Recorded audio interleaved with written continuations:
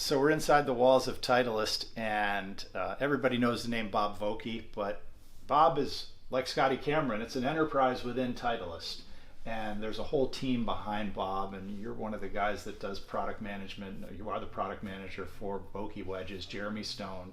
Jeremy, thanks for having us in your office. It's like a museum in here. I love it.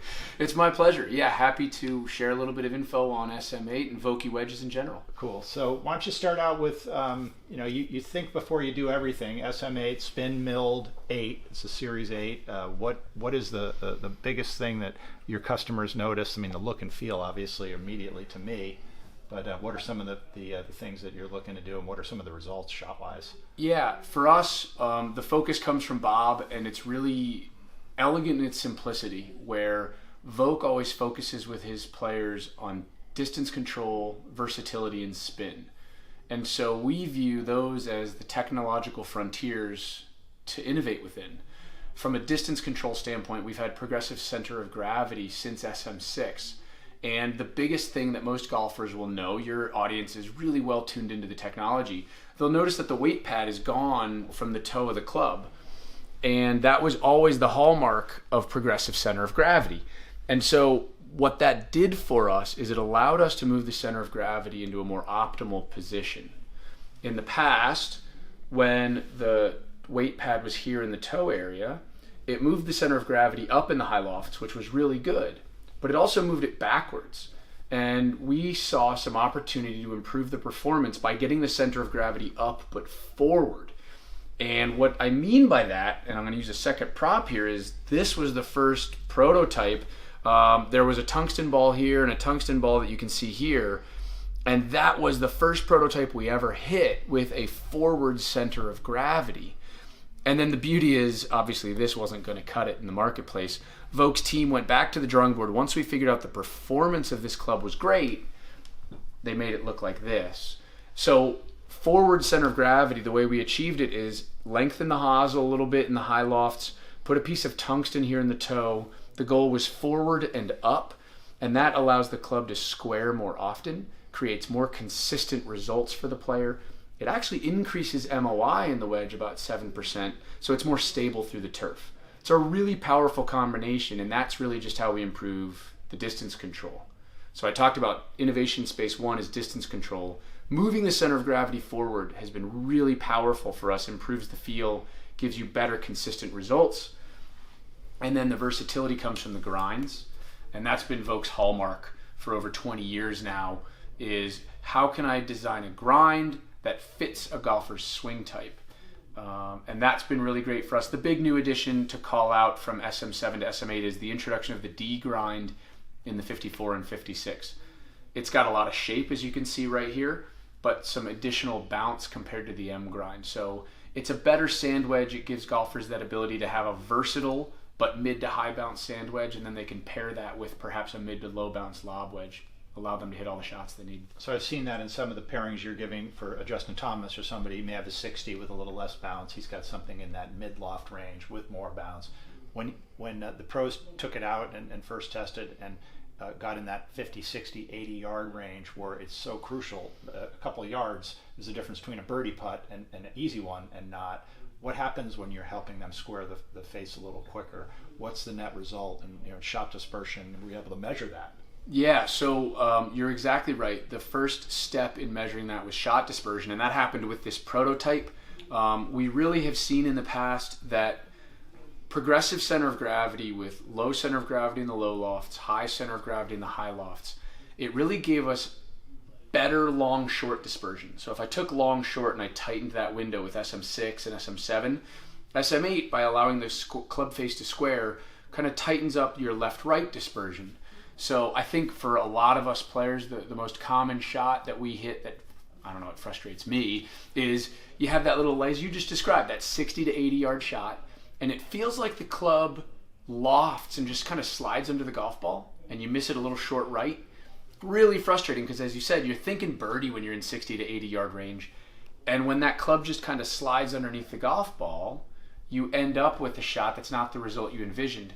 Club face wanting to square more often starts to reduce that dynamic lofting at impact, gets the club face square, you get back to the result you want. So We tighten dispersion left-right now, and you get a really powerful result. Tour players have been thrilled. They all talk about it in a different way. We had a great moment with Denny McCarthy.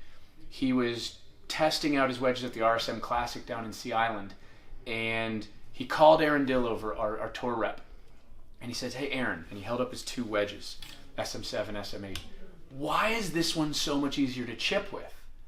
He goes, "Did you change the sole? Did you change my spec?" Because a lot of times Aaron's working on grinds and lie angles, and Aaron said, "I built your SM8 exactly to spec, but what you're feeling is the ability to get the club square more consistently." And he really said then, he's like, "Yeah, I'm feeling like my misses are just tightened around the hole," and he didn't know why. And he asked that question, and when we described the technology, he goes, "Oh, that's really cool." So yeah, amateurs aren't going to need to know why either. Really, they're going to want to know that there's more confidence. Yeah, there's a little something going on with these new wedges, not just a pretty finish, but you have all that too. Yeah, you have wedge works. Yeah, I mean, you've put so much in play in terms of responding to demands of the marketplace.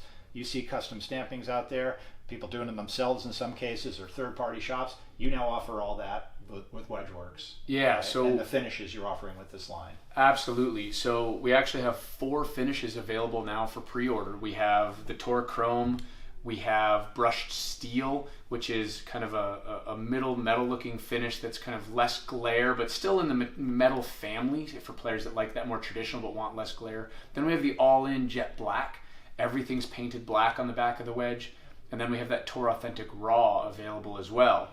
As you can tell back here, there's a lot of space. Aaron Dill's been having an awful lot of fun out with the tour players, but that really represents what we want to bring to the golfer. Every golfer, we think, should have access to that tour experience. And now, while we can't go quite as crazy as Aaron Dill does, we do have expanded options. So golfers can choose to do one of 6 toe engravings, where we'll engrave certain designs on the toe. They can stamp all the way around the corner. They can stamp their character, stamp their initials in a snow stamp. They can paint just about any element. So if you like the jet black, but you just want to paint the loft a brighter color, we offer that now. And it's that level of personalization that we see happening everywhere in the world. It's coming to golf, and we're trying to be ready for that. And the most endearing thing for us is seeing how much fun golfers are having designing their wedges.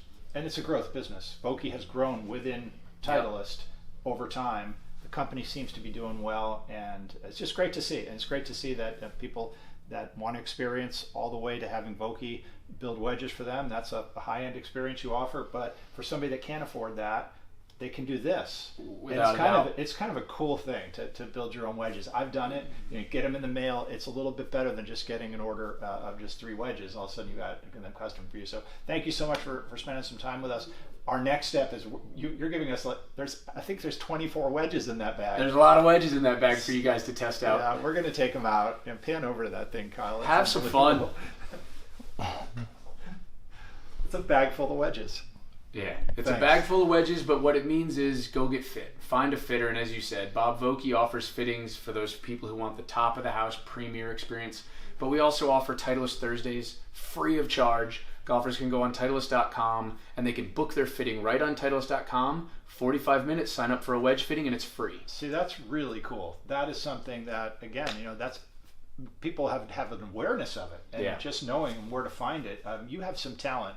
Every year we go to the PGA show, and at the kickoff, it's all about the PGA professional, and they're an extension of Bob Vokey and you and your whole Titleist team. And I've been amazed with the kind of talent you have on your team. Some of the best pros in the business. We're fortunate, that's for sure. So going to a Titleist Thursdays or just having a wedge lesson in general, a short game lesson, it shaves strokes off your score there. So thank you.